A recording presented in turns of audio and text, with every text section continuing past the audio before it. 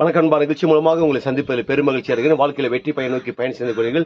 இந்த பயணங்கள் நிச்சயமாக வெற்றி பெற என் அன்பின் வாழ்த்துக்கள். நீங்கள் இப்போ இருக்கிறதை விட 1000 மடங்கு அதிகமாகும்படி சேனையின் கர்த்தர் தாமே சொன்னபடியே உங்கள் அனைவரையும் ஆசீர்வதித்து தேவன் உயர்த்துவாராக. நல்லா கவனிச்சு பாருங்கள். இந்த நேரத்தில் இப்படி சொல்லும் பொழுது நீங்கள் நினைக்கலாம், எங்கள் வாழ்க்கையில் ஒரு உயர்வு கிடையாது, நான் எவ்வளோ செய்கிறேன், எவ்வளோ காரியத்தை பண்ணுறேன், வாழ்க்கையில் கொஞ்சம் டெவலப்மெண்ட் இல்லாமல் இருக்குது, எல்லாமே செய்ய முடியாமல் இருக்குது. சில பேர் ஊழியத்தை குறித்து சொல்லலாம், வியாபாரங்கள், வேலைகள், இன்னும் மற்ற வீட்டு காரியங்கள், இன்னும் பில்டிங் சம்மந்தப்பட்டது, பிஸ்னஸ், நிறைய காரியம் செஞ்சுக்கிட்டே செய்கிறேன். பட் எதுவுமே ரிசல்ட் இல்லைன்னு நினைக்கலாம். வேலை கொஞ்சி பாருங்கள்.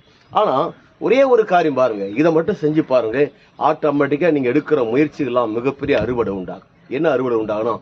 கடவுள் இந்த உலகத்தில் சொல்லப்பட்ட ஒரு வார்த்தை, உலகம் முழுவதும் கடந்து செல்லுங்கள், எல்லா ஜனங்களுக்குமே இந்த சுவிசேஷத்தை அறிவிங்கள். ஆம், நாம் எல்லாருமே இன்னைக்கு இருக்கிற காலங்களில் பாருங்க, ஒரு சபை என்று பார்த்தா ஒரு கட்டடத்துக்குள்ளாவே ஒரு கொண்டாட்டம் தான், ஒரு ஜாலி என்ஜாய்மெண்ட்டு எல்லாம் பண்ணுறோம். அதே மாதிரி ஒரு வேலை, ஒரு வியாபாரம், ஒரு பிஸ்னஸ், ஒரு தனிப்பட்ட காரியம், எல்லாமே தாம் ஃபேமிலி தனக்கு சம்பாதிக்கணும், இந்த வட்டத்துக்குள்ள தான் இருக்கணும்.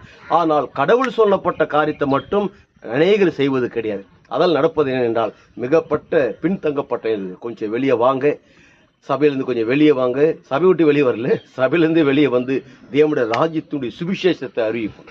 இந்த உலகத்தில் ஒட்டுமொத்த எவ்வளோ ஜனங்கள், எவ்வளோ பேர் தற்கொலை பண்ணி செத்து போகிற, வாழ்க்கையில் நிம்மதி இல்லை, மகிழ்ச்சி இல்லை, என்ஜாய்மெண்ட். ஏன்னா நல்ல வார்த்தை இல்லாதனால அவங்களுக்கு நல்ல வாழ்க்கை கிடையாது. அப்போ நல்ல வார்த்தை எதில் இருக்கிறது என்றால் சுவிசேஷத்தில் இருக்கிறது. அந்த சுவிசேஷம் மக்களுக்கு அறிவிக்கப்படும் போது என்ன நடக்கிறது என்றால், வாழ்க்கையில் அவங்க இருளில் இருக்கிறவர்கள் பெரிய வெளிச்சத்தை காண்பாங்க. அந்த பெரிய வெளிச்சமாக இருக்கிற இயேசு அவர்களுக்குள்ள வரும்போது என்ன உண்டாகுது என்றால், இந்த உலகத்தில் மிகப்பெரிய மாற்றம் உண்டாகுது. நான் சொல்லுகிறேன், அவர் சொன்னதை நீங்கள் செஞ்சு பாருங்க.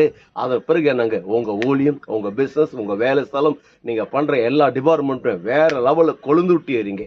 அப்படி வேற லெவலுக்கும் நீங்கள் எப்படி ஒட்டுமொத்த உலக நாடுகளுக்கும் நாம் ஆண்ட இயேசு கிறிஸ்து உங்களை கடன் கொடுக்கும்படியாக வைக்கிறார். நீங்கள் வற்றாத நீருற்று போல் இருப்பாய் என்று சொல்லி உங்களிருந்து விடைபெறுகிறேன்.